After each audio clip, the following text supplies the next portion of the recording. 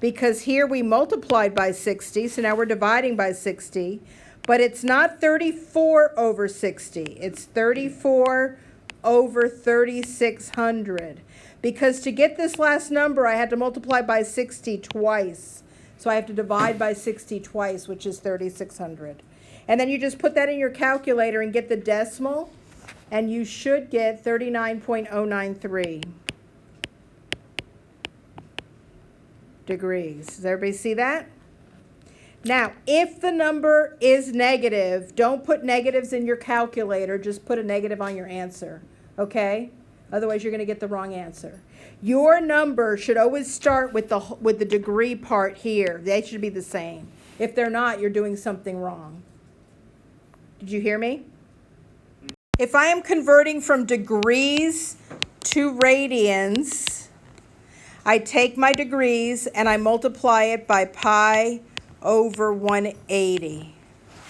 If I am going from radians to degrees,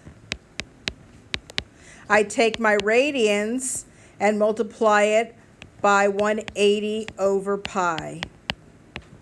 How do I remember which one it is? Radians have a pi on them, so you need a pi upstairs. And in the degrees, you need to get rid of the pi, so the pi is downstairs, so it'll cancel with the pi of the radians, and it'll be gone. D times pi over 180. Yep. So how am I going to do this in real life? Let's say I have in degrees 210 degrees. I'm going to multiply that by pi over 180. In my calculator, just put 210 over 180. Make a fraction out of those two and hit math enter, enter. Go ahead and do that. And it's 7/6 pi. Wait, 210 over 180? Yeah, hit math enter, enter. You should get 7/6, right? Yep. And then you gunk pi. Now I have radians. So if I have 4/3 pi in radians, I need to multiply that by 180 over pi, and the pi's bite the dust, and that should be, I think, 240.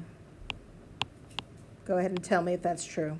So a coterminal angle is an angle that ended up in the same place no matter how many circles around the sun it made, okay?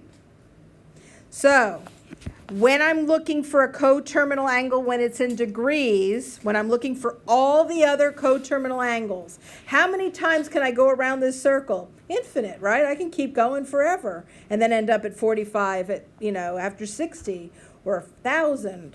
So what I do is I take the degree and I add 360n. And that will give me every possible coterminal angle with 45. So if it's in radians, Okay, so the 360, is it going around, right? it's how many times you went around before you finally found the place you're looking for. So 45 degrees in radians is pi over 4. Well, in radians, one trip around the whole circle is 2 pi. So instead of 360n, you're going to put pi, the radians, plus 2 pi n. So on these, you got length of an arc is equal to the radius times theta, but theta has to be in radians. So if they give you degrees, you have to convert it. And decimals are okay, just put them in the calculator and you get it.